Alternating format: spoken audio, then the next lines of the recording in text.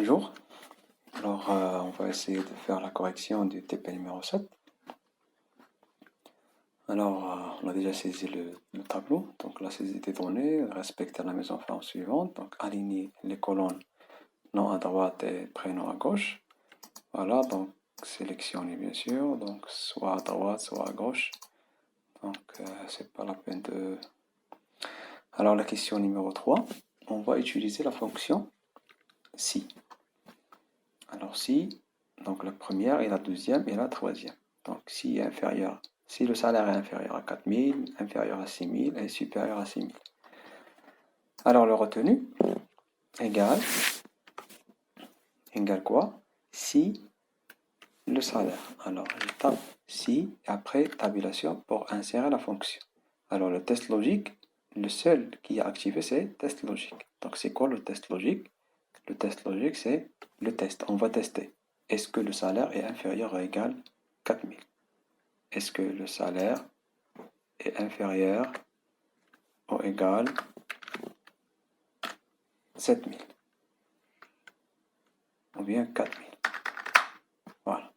Est-ce que le salaire est inférieur ou égal à 4000? Point virgule, ça veut dire alors. C'est bon? Donc point virgule, ça veut dire alors. Si F3 est inférieur ou égal à 4000, alors le résultat c'est quoi? C'est 2%.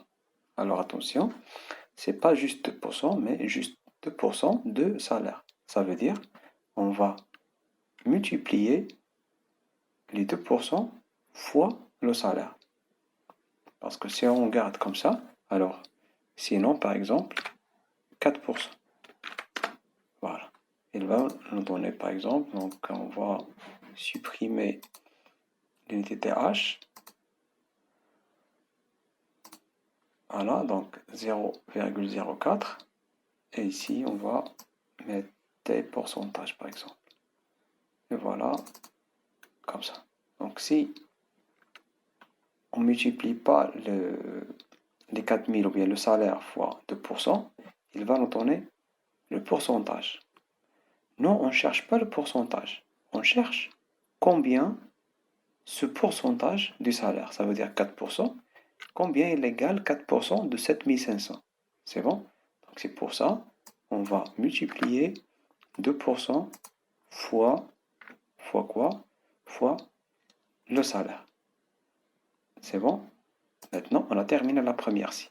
Maintenant, la deuxième. Si, voilà, donc tabulation. Donc si salaire, est-ce que le salaire est inférieur ou égal à 6000? Alors, ça veut dire point virgule, 4%. Bien sûr, fois le salaire.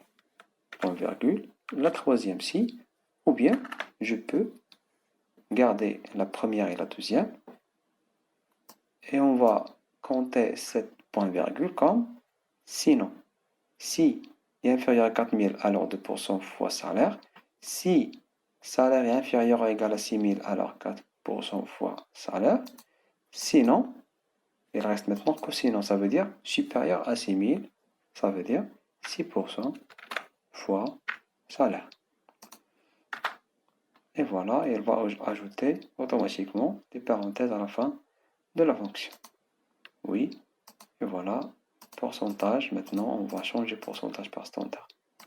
Donc le retenu, et voilà, c'est bon? Donc prime. Maintenant prime, ça dépend l'âge. Si la date de naissance est inférieure à 65, ça veut dire les employés qui sont âgés, il faut avoir un prime de 250. Donc égal si, tabulation pour insérer la fonction, si la date de naissance est inférieure ou égale à 1965. Si la date de naissance est inférieure ou égale à 1965. Alors ici, attention. Donc c'est impossible de comparer une date avec une année de naissance. C'est bon? Donc il faut spécifier ici qu'on cherche l'année. Ça veut dire année tabulation, ça veut dire si année de la date de naissance. Alors, si année de la date de naissance, ça veut dire cette année est inférieure à cette année. C'est bon? Alors, le résultat c'est quoi? Le résultat c'est 250. Bon, maintenant, la deuxième si quoi? Toujours tabulation pour insérer la fonction. Et année, tabulation pour insérer la fonction. Alors, année de quoi? Année de la date de naissance, je ferme la parenthèse. Est-ce qu'il est inférieur ou égal 1975? Alors, le résultat c'est quoi? Le résultat c'est 150. Maintenant, il reste que sinon. Ça veut dire ni inférieur à 65, ni inférieur à 75. Il reste que supérieur à 75, 100. Et on va faire les deux si. La première et la deuxième. Entrée. Et voilà. Donc maintenant, la troisième et quatrième question. La cinquième. Donnez le format de nombre de salaires de chiffres après la virgule. Salaire, de chiffres après la virgule. C'est bon? Deux chiffres après la virgule. Si on veut supprimer les chiffres après la virgule, ou bien augmenter les chiffres, ou bien cliquer sur les trois zéros pour afficher deux chiffres après la virgule. C'est bon? Et l'unité de H, on va ajouter l'unité de H à partir de ce menu-là. C'est bon? Si vous n'avez pas trouvé par exemple, le symbole monétaire ici, on va l'ajouter. On va ajouter, donc, paramètres ou bien panneau de configuration, Windows panneau de configuration, ou bien paramètres. Voilà. Donc, paramètres heure et langue, région. Voilà. Paramètres la date régionaux. Voilà, région. Paramètres supplémentaires. Voilà, symbole monétaire. Et on va changer TS, TH par DHS par exemple. C'est bon, donc DHS. OK. OK. Fermé. Et fermé. Et voilà, il a été changé par DHS. C'est bon? Donc je vais agrandir la taille, voilà. Donc je sélectionne le salaire et j'ajoute le symbole monétaire. Trier les données par ordre croissant selon le nom. Alors trier, on va sélectionner la première ligne et on va aller chercher trier et filtrer. Donc on va ajouter le filtre. C'est bon? On va ajouter le filtre. Voilà, je vais aller chercher titre par exemple. Voilà, trier selon le nom. Donc on va aller chercher le nom et on va trier de A à Z. C'est bon? De A à Z. Et voilà. Alors maintenant, on va essayer de calculer les sauts-totaux. Donc, établir les sauts-totaux de salaire à chaque changement de titre en utilisant la fonction somme.